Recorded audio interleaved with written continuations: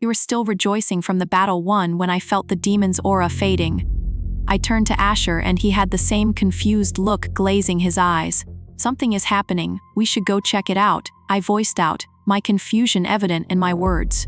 The Luna stone around my neck began to glow, emitting a pale blue light which let us see the residual energy left behind by the demon. "There, let's go find him and Kyle too." Asher took my hand and we followed the residues of energy scattered along. It led us inside the base, which seemed deserted now. There was a time when this place was packed with people going in and out, returning from missions, training, and joking around, and today, it was just empty. It saddened me. This palace had been my home for 5 years when I had nowhere to go. I found shelter here, companions too. They were either dead or locked up now. The residual energy led us directly towards Kyle's office. We became vigilant. Asher glanced at me and an understanding passed between us. He took the lead and kicked open the door. It banged loudly against the wall and we made our way inside, expecting to see the demon or Kyle. But emptiness welcomed us, and residual energy ended on the floor and on his desk where it was maximum. Carefully, I entered the place behind Asher, and my eyes darted towards his desk, which was covered with a tar-like substance all black and runny. "What in the hell is that?" I asked while wrinkling my nose. "What remains of the demon, it seems," Asher answered, decreasing the distance between himself and Kyle's desk. He probed his pointer finger into it, but it was just the gooey remains. There was no soul inside it. "This is very strange. Did he just die like that? Maybe it succumbed to the injuries," I concluded while glancing around, but it didn't make sense. There were so many monitors in his office. Bastard had been watching us, and now he had most likely fled with his tail between his legs like the coward he was, always making others do his dirty tasks while he sat back and watched like a creep. My Luna stone kept pointing towards the floor. The blue light flashed and dimmed. "There is something underneath this floor, Asher. I am sensing some kind of energy and the stone keeps flashing the light on it." And then it dawned on me. The abyss. The place where the demon had been locked up. It could be here. That's how Kyle had such easy access to the demon. That's how he could have known about his existence. "Asher, this could be it. We need to find a button or a lever or some switch to slide this floor away. Help me look." Asher quickly nodded and we began to search the room.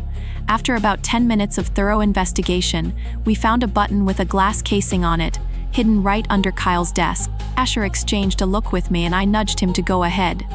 Pressing the button, we waited as the floor slowly slid aside, and to our horror, a hole covered with some strange red incantations appeared. The seal, which shimmered with magic, round in shape, was spread over it with intricate triangles and strange runes. My Luna stone flashed while Asher's whole body glowed.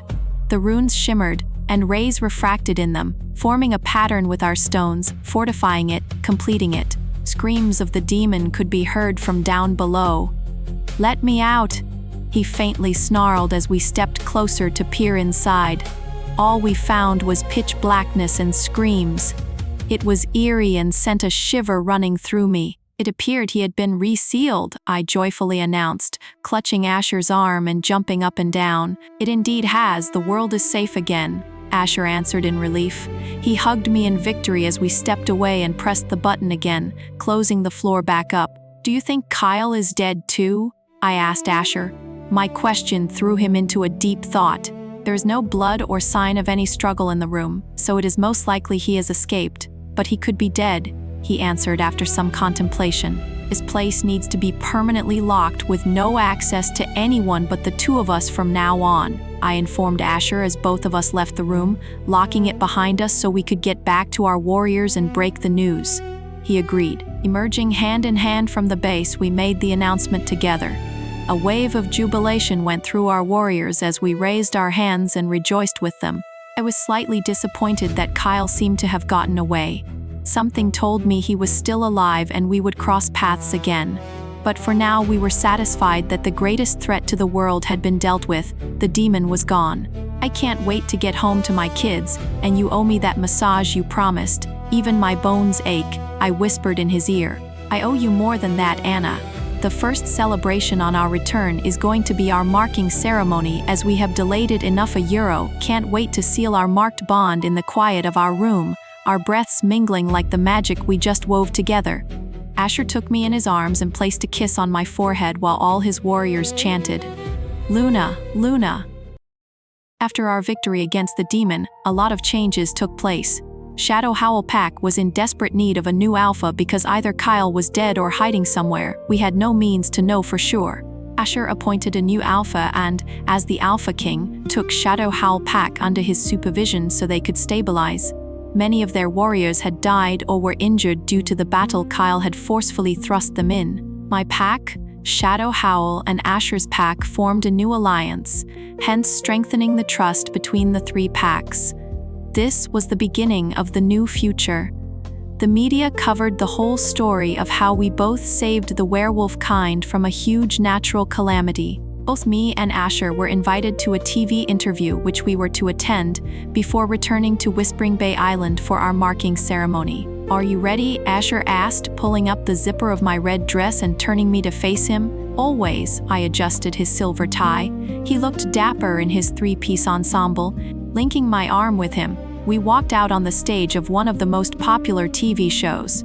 "Welcome, and thank you for joining us, Alpha King Asher Ludwig and Alpha Anna Carroll." The host lady welcomed us with a pretty smile. The crowd went into a frenzy seeing us, and we waved. He thanked her and comfortably sat as she began with random questions, asking us about our love story and how we found our way to each other. She asked me about my struggles to claim my title as the Alpha. "How does it feel like to become the first female Alpha of the Howler City?" she asked, pride dancing in her eyes. I knew how many women looked up to me, whose voices had been snubbed. It wasn't easy, but it was necessary. I had to fight tooth and nail to achieve what was mine. We are living in the 21st century now. Prejudice against women needs to end.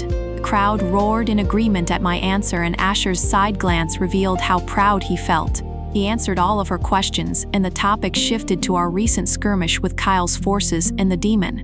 "Alpha Asher, do you think Kyle is dead or is still alive and hiding somewhere?" the host asked. "We believe he is alive and is waiting for the opportunity to make his move. But we will be ready and send him into the same abyss with that demon," Asher answered with a dark smile. "Come he may or not, but I challenge him to show his ugly head. He destroyed my life and I wouldn't be sitting peacefully until I put him out of his misery. So Kyle, if you are listening, come out of hiding and face me like a man." I deliberately tried to get a rise out of him. I knew the pervert would be listening holed up somewhere. "Well, we believe in both of you to keep our kind safe, so what's next for both of you?" She offered us a generous smile while flicking her blonde hair back on her shoulder. "We will have our marking ceremony now, so Anna can become my queen in the literal sense too," Asher happily announced, placing his arm around my shoulder. My heart burst with the love it held for this man. "We wish both of you the best of luck. May the king and queen reign supreme over us." The host concluded her program with these words. We thanked her before leaving the studio. The next destination was Whispering Bay Island. Taking Asher's private yacht, we arrived back at the island. The kids were thrilled to see us. They threw themselves in our arms, and just the four of us sat together, talking.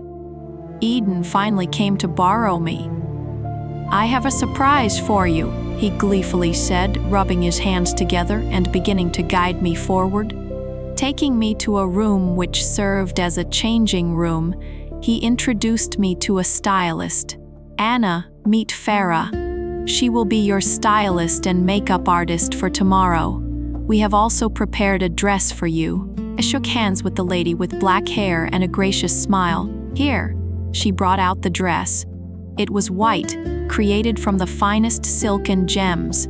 The off-the-shoulder style plus the veil made it even more delicate and sophisticated. My eyes widened and my heart ached from the happiness cramming inside. "I love it, thank you guys." I never thought a day would come again when I would be donning something like a wedding dress. But Asher had changed my life. The next day dawned in all its glory, and Asher woke me up with his face nestled between my thighs, his lips worshipping the secret bloom of my body, drawing soft, needy sounds from me. Arg. I let out a needy moan and arched my back, surrendering to the sweet tide of desire that rose within me. He chuckled. "Good morning, Mrs. Asher, rise and shine, it's our day." I groaned when his lips pulled away from the warm core of my being, leaving me frustrated and wanting more. He picked me up in his arms, bridal style, and took me to the bathroom. "It's time to get ready, my love. I swear I will make love to you all night long. You will be red and blue when I am done and will beg for more," he seductively answered, making my insides churn as if they were in a blender. "Can't wait."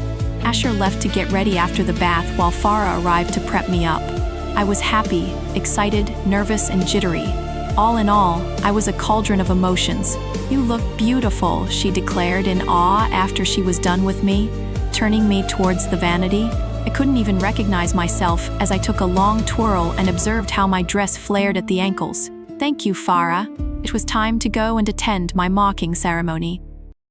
The whole castle had been decorated with red roses and white tulips. The stage had been arranged in the garden for Asher and Anna's marking ceremony. Everyone was busy to ensure that all arrangements were in place. Eden was in charge of all the activities, and his anxiety was touching the roof. He could be seen shouting and throwing curses if anyone was found slacking. Not many guests had been invited as they wished to keep the moment private. But Alphas and Lunas of the packs they had an alliance with had been extended the invitations. Former Alpha Lancelot was also present. Asher had donned a white pent coat with a red tie. He wished to match the color with his mate's hair. Ellie was dressed up in a flared princess frock with all the glitters, ribbon, and frills.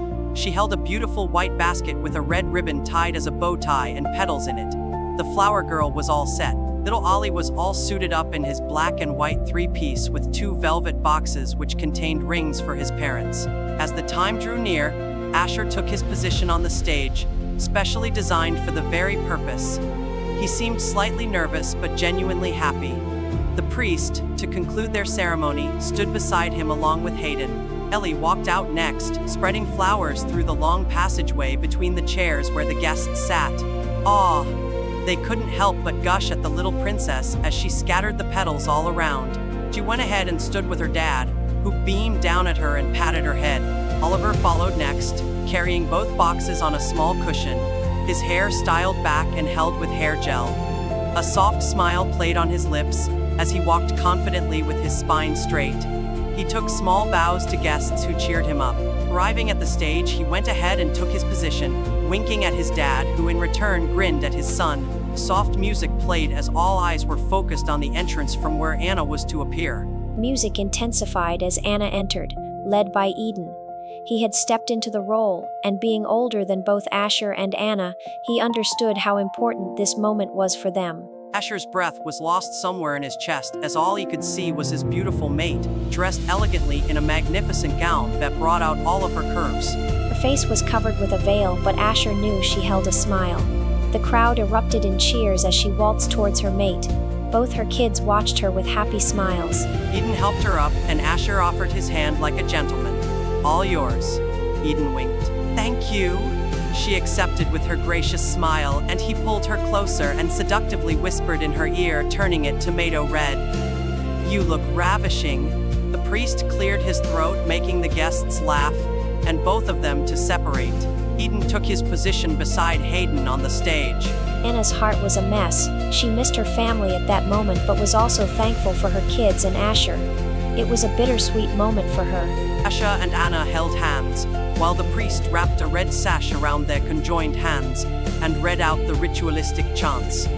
They were lost in their world, as the priest said. "May your union be blessed for your family and all the wolf kind.